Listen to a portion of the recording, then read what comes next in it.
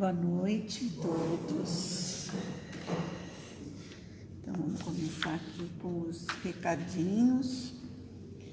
No mês de junho, dia 14, às 9 horas, a nossa casa, em parceria com a André, vai receber o expositor espírita Roosevelt Thiago para um mini seminário com o tema Trabalhador Espírita, Compromisso e Responsabilidade.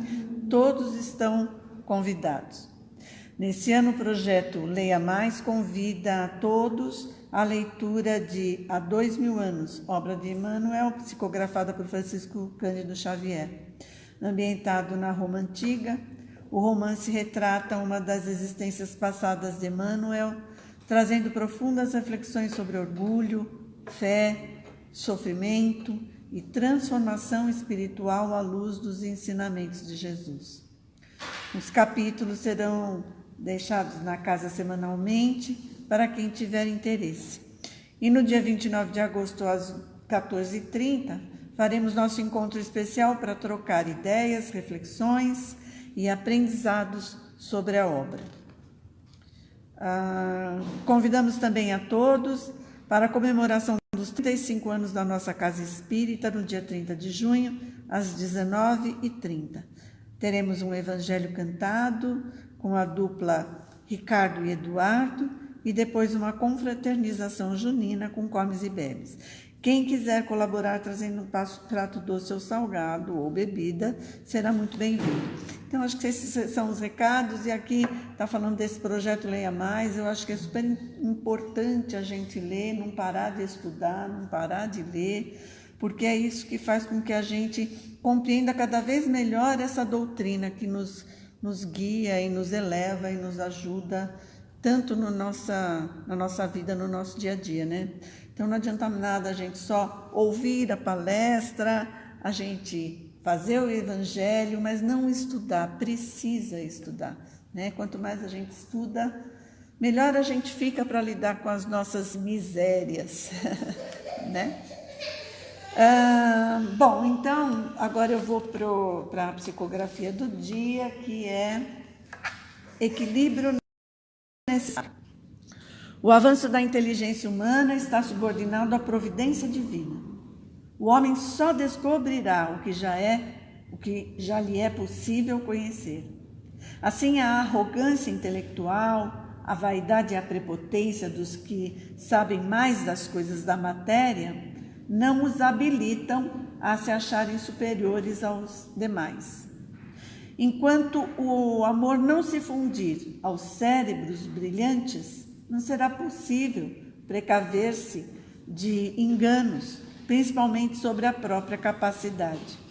O amor, por sua vez, também necessita aprimorar-se pelo intelecto, ganhando assim maior instrumentalização para uma ajuda de extensão humanitária.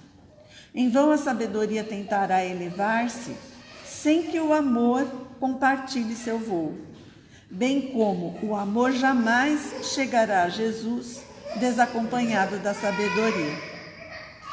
Tudo é possível àquele que crê e àquele que usa sua inteligência para amar cada vez mais. Mensagem psicografada aqui na casa pela médium Elaine, em 18 de abril deste ano. Então, agora vamos para a prece inicial. Você apaga a luz, por favor, Chico. Vamos elevar o pensamento, pensando em Jesus, com a figura dele e a sua bondade infinita. Vamos agradecer primeiro a Deus pela vida e agradecer a Jesus por estar presente em todos os nossos momentos bons e difíceis. Que Ele esteja sempre nos orientando, nos ajudando, nos consolando, nos dando muita força e muita coragem para não sucumbir. Agradecemos a espiritualidade amiga que aqui se encontra, os mentores da nossa casa, que estejam junto a nós nesse momento e que nos abram a mente para ouvirmos e aprendermos um pouco mais sobre tudo o que devemos fazer e ser nessa vida. Que assim seja, graças a Deus.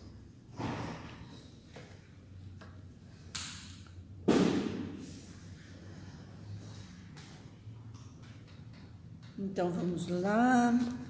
A psicografia de hoje vem falar direto do assunto, né, que vai ser tratado, que são as misérias humanas, a destinação da terra, que está no Evangelho, né, que é essa parte que eu vou falar, o capítulo 3, há muitas moradas na casa do meu pai. Então aqui nesse há muitas moradas, tem a parte que fala da destinação da terra, causa das misérias humanas, né? Então eu vou ler só esse trechinho para que a gente se ambiente para depois falar a respeito. Espanta-se em encontrar sobre a terra tanta maldade e más paixões, tantas misérias e enfermidades de toda sorte. E se conclui disso que a espécie humana é uma triste coisa. Esse julgamento provém do ponto de vista limitado em que se está colocado e que dá uma ideia falsa do conjunto. É preciso considerar que sobre a Terra não se vê a humanidade apenas uma fração dela, uma pequena fração dela. Com efeito, a espécie humana compreende todos os seres dotados de razão que povoam os inumeráveis mundos do universo. Ora, o que é a população da Terra perto da população total desses mundos? Bem menos que a de um lugarejo em relação a de um grande império. A situação material e moral da humanidade terrestre nada mais tem que espante, inteirando-se da destinação da terra e da natureza daqueles que a habitam. Far-se-ia dos habitantes de uma grande cidade uma ideia muito falsa se fossem julgados pela população de bairros ínfimos e sórdidos. Num hospital não se vêem senão doentes e estrupiados. Numa prisão de forçados, veem-se todas as torpezas, todos os vícios reunidos. Em regiões insalubres, a maior parte dos habitantes são pálidos, fracos, sofredores.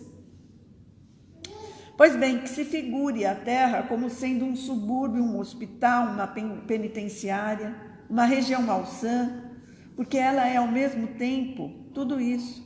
E se compreenderá porque as aflições sobrepujam as alegrias, pois não se enviam a um hospital as pessoas sadias, nem às casas de correção aqueles que não fizeram mal, e nem os hospitais, nem as casas de correção são lugares de prazeres.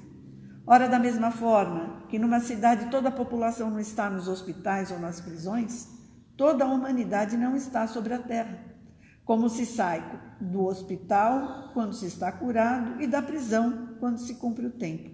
O homem deixa a terra por mundos mais felizes, quando está curado de suas enfermidades morais. Então,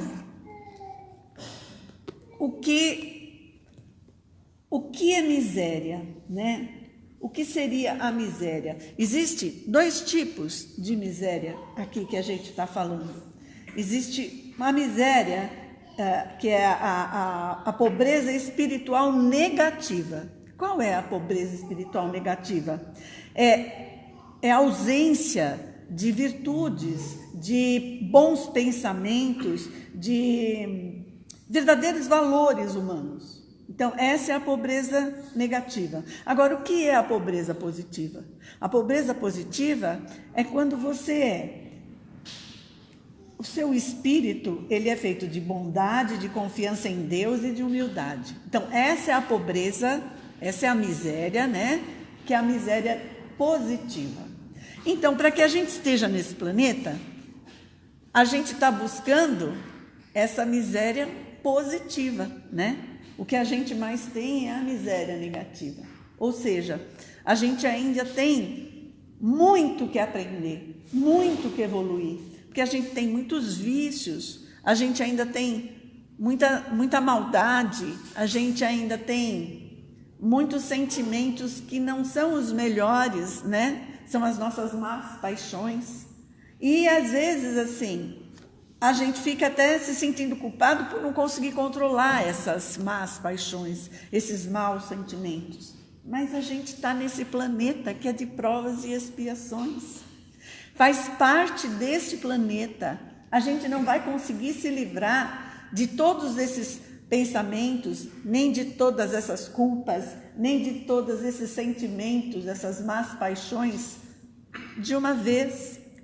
E graças a isso, né, graças a Deus, a gente tem ainda a bênção da reencarnação, que é voltar para poder cada vez mais, aprendendo, cada vez mais se depurando, né, para que a gente chegue a um mundo feliz, que a gente chegue a um estado de pureza, que é o que todos nós estamos fadados a ser, espíritos puros. Mas ainda demora um pouco. O importante é que a gente, claro, a gente se sente culpado, e principalmente quando a gente está num ponto de aprendizagem, de que a gente tem sede de aprender cada vez mais sobre a doutrina, né? Que a gente fica fazendo a nossa autoavaliação o tempo todo, em tudo que você faz, você fica pensando, por que eu agi dessa forma? Por que eu tive essa reação? Por que eu falei desse jeito, né? Quando a gente fica muito forte nisso, é porque a gente está com uma grande vontade de mudança. A gente está querendo muito se reformar. A gente está querendo muito dar um passo adiante. E um passo grande, não é um passo pequeno. Mas para isso, né, para essa mudança, é normal que a gente sinta culpa. Agora, essa culpa, eu não posso fazer dessa culpa algo que me deixe travada, que me deixe parada, estagnada e pensando, eu não vou conseguir nunca. Isso é muito difícil para mim. Ai, eu sou muito má ainda. Nossa, olha, estou querendo tanto dar um passo adiante. Olha o que eu falei. E olha que reação eu tive agora. E olha o que eu pensei. Eu vi que eu pensei. Eu posso não falar nada para ninguém, mas eu sei os pensamentos que eu tenho. Então, se eu pensei isso, e lendo tudo que eu estou lendo, aprendendo tudo que eu estou aprendendo, como que eu vou conseguir melhorar? Então, essa culpa não é boa. Essa é aquela culpa que me estagna, que me deixa parada, que não me faz avançar. A culpa que eu devo ter, e que ela é uma culpa, entre aspas, sadia, é aquela culpa que me faz mover, que me impulsiona na mudança. Então eu falo, nossa, eu fiz isso, não, eu vou tentar não fazer mais. Outra vez que acontecer, eu vou segurar minha boca, eu vou ficar quieta, eu vou contar até 10. Eu posso ficar muito ruim por dentro, mas por fora eu não vou falar nada. Não vou ter nenhuma reação que faça mal para outra pessoa, porque faz mal para outra pessoa, mas faz mais mal para a gente, né? Que é o veneno que a gente engole. Então, quando eu penso nisso, na próxima vez eu já vou conseguir não ter a mesma reação? Não é assim. Mas eu já estou pensando nessa mudança. Eu já estou me predispondo a mudar. Então, de uma primeira vez, eu fico quieta, mas me remoendo por dentro. Numa segunda vez, eu fico quieta, mas já estou um pouquinho melhor. Até que chega ao ponto de eu ficar quieta e pedir pelo outro. Sabe? Que ele modifique, que ela seja mais indulgente, que é isso que a gente faz. Então, são passinhos muito pequenos, passinhos de formiga. Mas a boa vontade, ela não pode ser do tamanho de uma formiga. A boa vontade, ela tem que ser o que move a gente. Então, essa culpa que a gente sente, porque a gente sente, né? Essa culpa que a gente sente, ela tem que ser o que impulsiona você a ter boa vontade para mudar. E essa boa vontade vai fazer com que você mude de verdade, né? Agora, se eu começar a empurrar com a barriga e falar, a próxima vez eu tento. A próxima vez eu vou fazer. Não, dessa vez não dava, né? Falou uma coisa muito forte para mim. Como que eu ia ficar quieta? Dessa vez não deu, sabe? Não consegui, não. O sangue ferveu, porque eu não tenho sangue de barata. Se eu pensar dessa forma, nunca. Isso não é boa vontade. Eu estou justificando, colocando a culpa no outro das coisas que eu estou fazendo. Então não adianta eu colocar a culpa no outro. Joana de Ângeles, ela fala assim, que a gente só aceita o que vem do outro se a gente quiser. Então, quando eu tenho boa vontade, eu só aceito do outro o que me faz mal, as palavras, ou as injúrias, ou coisas que me incomodam. Eu só vou aceitar isso vai me incomodar de verdade, se eu estou aberta a isso. Agora, a partir do momento que eu falo, você acha isso de mim? Você realmente acha que eu fiz tal coisa? É assim que você pensa? Esse é um problema que você tem que resolver. Não sou eu que tenho que resolver. A minha consciência está tranquila. Se a minha consciência está tranquila, não sou eu que tenho que modificar o outro. Eu estou modificando a mim, entende? Então, é esse que é o ponto que a gente tem que pensar. Se eu aceitar e ficar nervosa com o que os outros estão falando de mim, ou estão pensando de mim, ou estão fazendo para mim, é o meu orgulho falando por mim. Como que ele fala isso de mim? Quem ele pensa que é para falar isso de mim? Ele é um ser humano como eu. Aí entra também o que Jesus falou, que atire a primeira pedra, quem nunca pecou. Tá, eu nunca falei nada de ninguém? Eu nunca falei uma injúria? Eu nunca falei uma coisa maldosa? Não tem como, a gente está neste planeta ainda. E ainda que inconscientemente, a gente fala de vez em quando alguma coisa do outro. Agora, o importante é que a gente comece a perceber isso.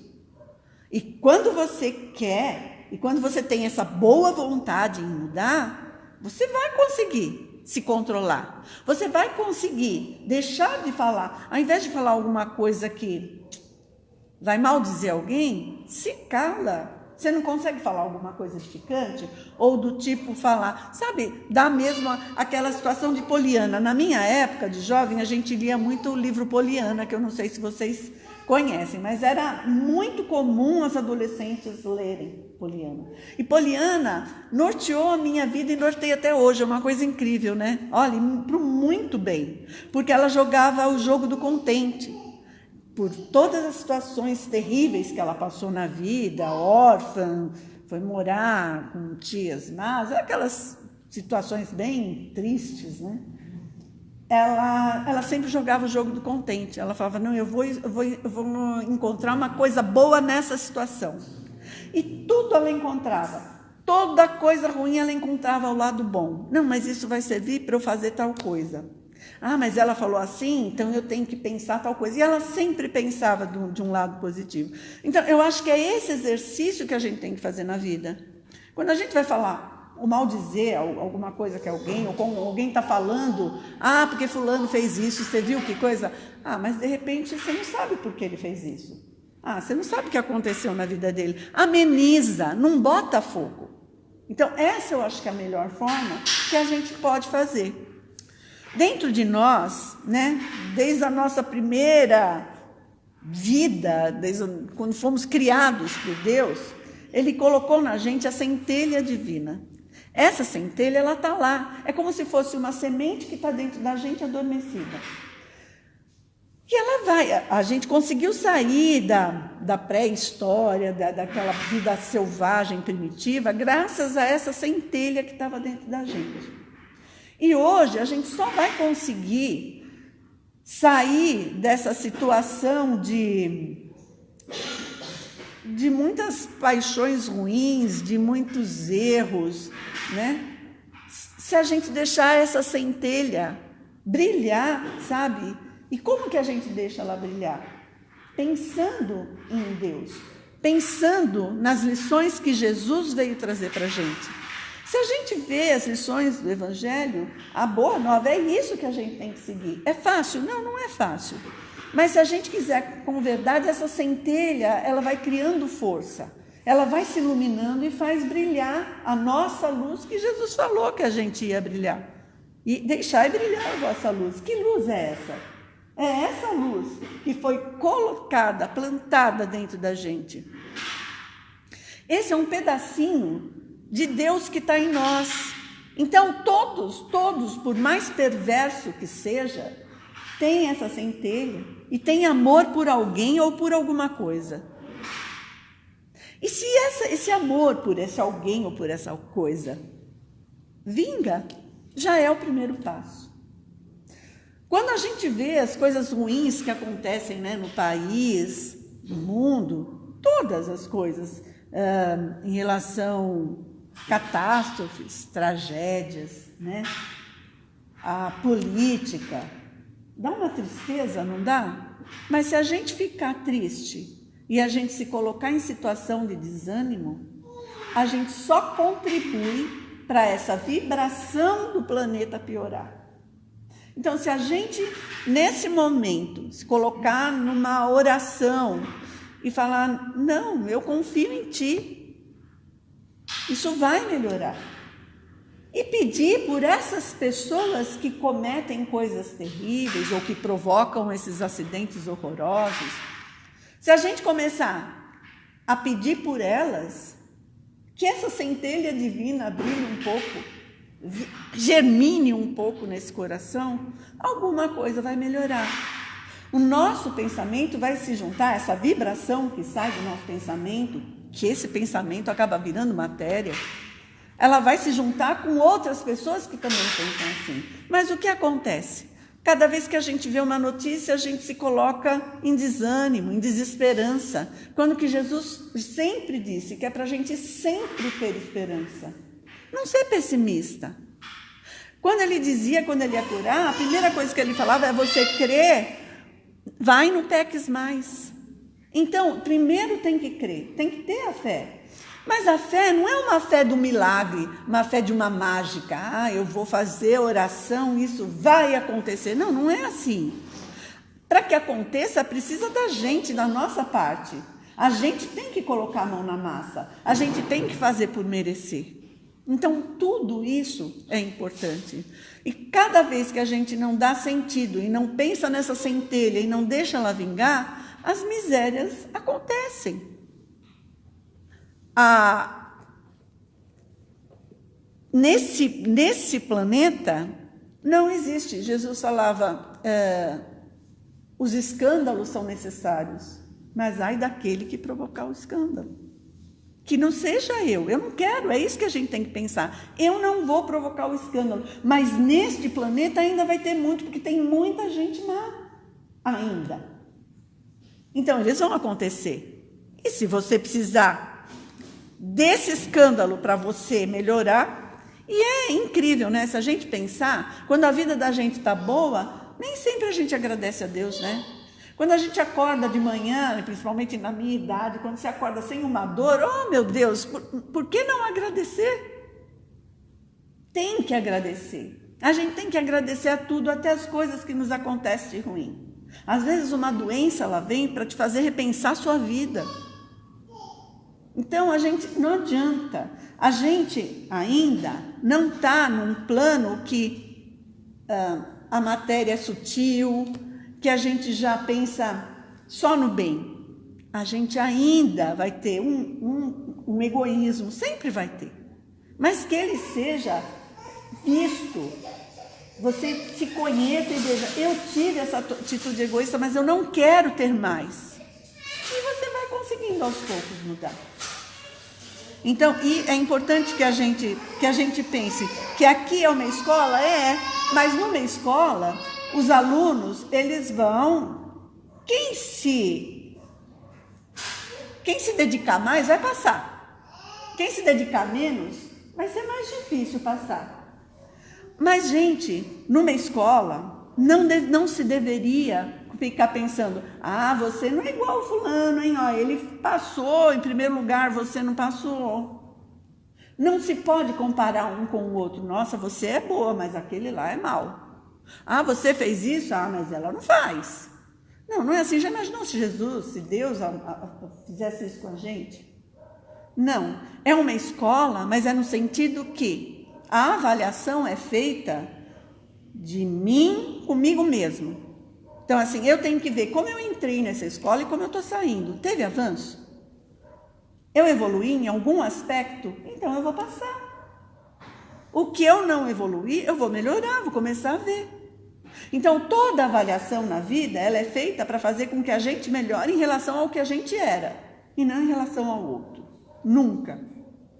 Nunca se deve pensar. Então, num presídio, numa escola, na escola, todo mundo acaba saindo e se formando. Num presídio, também vai sair quem merecer, né? Num hospital, tem-se alta, né? Então, o que a gente tem que pensar é que tudo pode melhorar, só que vai depender da gente, né? Das nossas condições, do nosso esforço, da nossa dedicação, né? E aí, deixa eu ver, aqui, tem uma parte que eu pesquisei, diz orai, né? Orai e vigiai. A oração é o grau mais alto de vibração do ser humano. Agora, é aquela oração que eu fico falando só as palavras decoradas? Não, eu posso estar cozinhando e posso estar pensando em Jesus, agradecendo aquele alimento, fazendo com amor. Tudo que eu faço com amor é uma prece, é uma oração. Tudo que eu desejo de bom para o outro é uma prece, é uma oração. A minha boa vontade de melhorar é uma prece, é uma oração. Então, tudo que eu fizer, eu não preciso estar o tempo inteiro fazendo uma oração. A minha oração são os meus pensamentos bons, é o amor que eu sinto em relação aos outros e a tudo, né? É a minha vontade de melhorar. Então, Jesus é o nosso modelo. Ele deixou esse modelo e a nossa inspiração. Então, a gente tem que pensar nessa visão de felicidade que a gente tem. Felicidade por coisas materiais. Às vezes você fala, nossa, eu comprei um carro, uma casa, estou tão feliz. Aquela felicidade acaba pouco. A partir do momento que você acostuma com o carro, com a casa, acabou a felicidade. Você já está querendo outra felicidade. Agora, faz o bem para alguém. Trabalha como voluntário em alguma coisa para o bem. Essa felicidade é uma felicidade que vem de dentro, ela não sai de você. Você quer fazer mais bem ainda porque isso te modifica. E não é porque você está pensando lá que eu quero ter no reino de Deus. Eu não acho que isso seja uma troca. Eu estou pensando que eu quero ser feliz. E para eu ser feliz, eu tenho que ver o outro feliz, né? Então, eu penso que é por aí. As nossas vibrações são muito importantes. Deixa eu ver o que mais. Eu estou pensando naquele relógio ali. Aí a Marcela falou assim, nossa, quantos livros. Nossa, que... Então, mas não dá tempo de falar nem de... Bom, então, deixa eu ver aqui. Além de tudo, a Terra não é um planeta só dos encarnados. Disse que tem 3 vezes mais o número de encarnados tem de desencarnados. Então, imagina que população enorme, e todos como nós, sofrendo, passando as misérias, tentando se tornar melhor, né? Aqui, quando a gente está encarnado, a gente não se lembra das coisas. Então, a gente tenta cumprir o que foi prometido lá no plano espiritual, mas nem sempre a gente consegue, né? Agora, os desencarnados não, eles sabem de tudo que aconteceu. Então, eles têm uma necessidade forte de melhorar e de querer reencarnar. Só que daí reencarna, esquece e aí é sucumbido pelas paixões humanas, né? Então é isso, o amor verdadeiro. Quando o amor verdadeiro a gente conseguir sentir, não vai ser mais esse amor que é um amor carnal, que é um amor materialista, né? É um amor que é acima de tudo isso. É um amor que é igual para todas as pessoas. E é por isso que a gente, às vezes vem homem, às vezes vem mulher, às vezes vem pobre, às vezes vem rico, que é para a gente aprender a amar, né? Porque a gente ainda não aprendeu. Já falei da culpa. O errar faz parte do nosso processo evolutivo, mas reconhecer o erro e buscar a reparação junto a quem a gente prejudicou, esse é o caminho da evolução. Mas a gente tem orgulho, né? A gente fica com vergonha de pedir, a gente fica com vergonha de se expor. É verdade, eu não devia ter feito aquilo. Olha, eu fiz tal coisa, mas eu queria me desculpar. Não, você fica pensando, o que ele vai pensar de mim? O que ela vai pensar de mim? E agora? Quem tem que pensar é você sobre você, é a sua consciência que tem que dizer. Os outros, olha lá, Joana de Anjos outra vez, é problema deles. Não é problema seu. Você vê como a nossa sociedade ela é estranha, né? Quando alguém trai alguém ou qualquer outro aspecto aí, não só de marido e mulher, mas sempre fica aquela coisa de que, nossa, ele foi traído, nossa, ela foi traída, nossa, como ela é boba, como ele é bobo. Nunca cai sobre quem traiu. Não é interessante? Não é uma lógica inversa? Porque quem não traiu é a pessoa que não fez nada, nenhum mal. E quem traiu fica como se fosse a pessoa poderosa. É absurdo isso. Isso em tudo, gente, não é só nessa. Você pode ver que tudo que a gente faz de bom e o outro faz errado, você fica com vergonha de falar. É muito estranho. A sociedade acaba colocando os valores inversos, né? Quando eu falo em reforma íntima, é a gente mudar para a gente mesmo e não para o outro, né? Para a gente mudar e se sentir melhor. Bom, deixa aqui, eu separei aqui para finalizar, sempre eu venho com essa história, né? Eu trouxe esse livro que eu achei muito bom, que também tinha coisas aqui, mas não dá tempo, que é O Segredo das Bem-aventuranças, tá? É de José Lázaro Boberg. E é um livro bem interessante, tá? Eu acho que vale a pena deixar aqui como fonte. E esse aí que eu trago sempre, né? Que é Jesus no Lar. Eita. Chico, vou pagar com a profissional. Vai cair de novo. Como diz meu neto, vovó, como você é atrapalhada, eu sou mesmo. Chico Xavier pelo Espírito Nélio Lúcio. E o livro é Jesus no Lar. E aqui eu vou ler essa história, essa pequena história, que chama Argumento Justo, porque é um livro que é Jesus na casa dos apóstolos. Sempre ele está na casa de alguém e eles estão reunidos e sempre tem alguma questão a ser resolvida, alguma coisa a ser tratada, e Jesus sempre conta uma história para ajudar o entendimento. E essa daqui tem tudo a ver com o que a gente falou. Então ele está dizendo assim, o argumento justo. À noite, em casa de Simão, transparecia um véu de tristeza na maioria dos semblantes. Tadeu e André, atacados horas antes às margens do lago por alguns malfeitores, viram-se constrangidos à reação apressada. Não surgira consequência grave, mas sentiam-se ambos atormentados e irritadiços. Ou seja, eles foram atacados, né? E eles revidaram, brigaram com essas pessoas que os atacaram. E eles ficaram chateados, porque eles reagiram dessa forma, sendo que eles ouvem Jesus, seguem Jesus, e eles vão fazer exatamente o que não era para fazer. Alguém se reconhece disso? Bom, quando Jesus começou a falar acerca da glória reservada aos bons, os 2 discípulos deixaram transparecer por pranto discreto a amargura que lhes dominava a alma. E não podendo conter-se, Tadeu clamou aflito, Senhor, aspiro sinceramente servir a boa nova, contudo sou portador de um coração indisciplinado e ingrato. Ouço, contrito, as explanações do Evangelho.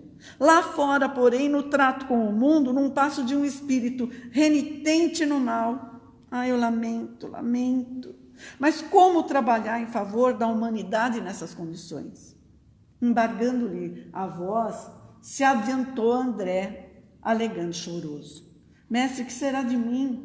Ao seu lado sou a ovelha obediente, entretanto, ao distanciar-me, basta uma palavra insignificante de incompreensão para me desarmar. Reconheço-me incapaz de tolerar o insulto ou a pedrada. Será justo prosseguir ensinando os outros a prática do bem, imperfeito e mal como me vejo? Calando-se, André interferiu, Pedro considerando. Por minha vez, observo que num passo de mísero espírito endividado e inferior, sou o pior de todos. Cada noite, ao me retirar para as orações habituais, espanto-me diante da coragem louca dentro da qual venho abraçando os atuais compromissos. Minha fragilidade é grande, meus débitos enormes. Como servir aos princípios sublimes do novo reino, se me encontro assim insuficiente e incompleto? A palavra de Pedro juntou-se a de Tiago, filho de Alfeu, que asseverou abatido, na intimidade da minha própria consciência. reparo quão longe me encontro da boa nova, verdadeiramente aplicada. Ou seja, teoricamente ele sabia tudo, via Jesus, tinha Jesus como guia, mas como era difícil fazer o que Jesus ensinava. Muita vez, depois de reconfortar-me ante as dissertações do mestre, recolho-me ao quarto solitário para sondar o abismo de minhas faltas. Há momentos em que pavorosas desilusões me tomam de improviso. Serei, na realidade, um discípulo sincero? Não estarei enganando o próximo? Tortura-me a incerteza. Quem sabe se num passo de reles mistificador. Outras vozes se fizeram ouvir no cenáculo, desalentadas e cheias de amargura. Jesus, porém, após assinalar as opiniões ali enunciadas, entre o desânimo e o desapontamento, sorriu, tocado de bom humor. Eu gosto dessa ideia de Jesus sorrindo, sabe? De um Jesus alegre, de um Jesus brincalhão, de um Jesus... Nossa, é isso que eu acho. A gente gosta tanto de bom humor na vida, né? Será que Jesus vai ser sisudo? E ele esclareceu: em verdade, o paraíso que sonhamos ainda vem muito longe e eu não vejo aqui nenhum companheiro ao lado. A meu parecer, os anjos na indumentária celeste ainda não encontram domicílio no chão áspero e escuro em que pisamos. Somos aprendizes do bem a caminho do Pai e não devemos menos acabar a bendita oportunidade de crescer para Ele, no mesmo impulso da videira que se eleva para o céu, depois de nascer no seio escuro da terra, alastrando-se compassiva para transformar-se em rio reconfortante destinado à alegria de todos. No entanto, se vocês se declaram fracos, devedores, endurecidos e maus, e não são os primeiros a trabalhar para se fazerem fortes redimidos, dedicados e bons em favor da obra geral de salvação, não me parece que os anjos devam descer da glória dos cimos para nos substituir no campo de lições da terra. O remédio, antes de tudo, dirige-se ao doente, o ensino ao ignorante. De outro modo, penso, a boa nova da salvação se perderia por inadequada e inútil. As lágrimas dos discípulos transformaram-se em intenso rubor, a irradiar-se da fisionomia de todos, e uma oração sentida do amigo divino imprimiu ponto final ao assunto. Então é isso que a gente tem que pensar. Essa culpa que eles estavam sentindo de nada adiantava, só afundava cada vez mais. E Jesus falou: alguém tem asa, então vocês não são anjos. E nada disso que acontece aqui vai servir para os anjos, eles já sabem. Então, tudo, essa boa nova é justamente para a gente melhorar e sair desse planeta, para o doente se curar, para o aluno aprender, né? E é assim que a gente tem que pensar, que sirva de estímulo para a gente ir para frente rumo à angelitude, né? Então, é isso, gente, o que eu tinha para dizer. Espero que todos nós, inclusive eu, consigamos aprender e colocar em prática, né? E que as nossas culpas não nos prostrem, que faça a gente evoluir. Pode apagar a luz, vamos fazer a oração, a prece final. Obrigada, Jesus, por mais esse momento. Obrigada à espiritualidade amiga que nos ajuda com as palavras, que nos ajuda com a compreensão. Jesus nos abençoe nesse momento e nas nossas reflexões, nos ajudando também com as nossas culpas. Que o teu sorriso esteja sempre na nossa mente, no nosso coração. Caminhe conosco, Jesus, nos abençoe, proteja e livre de todo e qualquer mal. Que assim seja. Graças a Deus.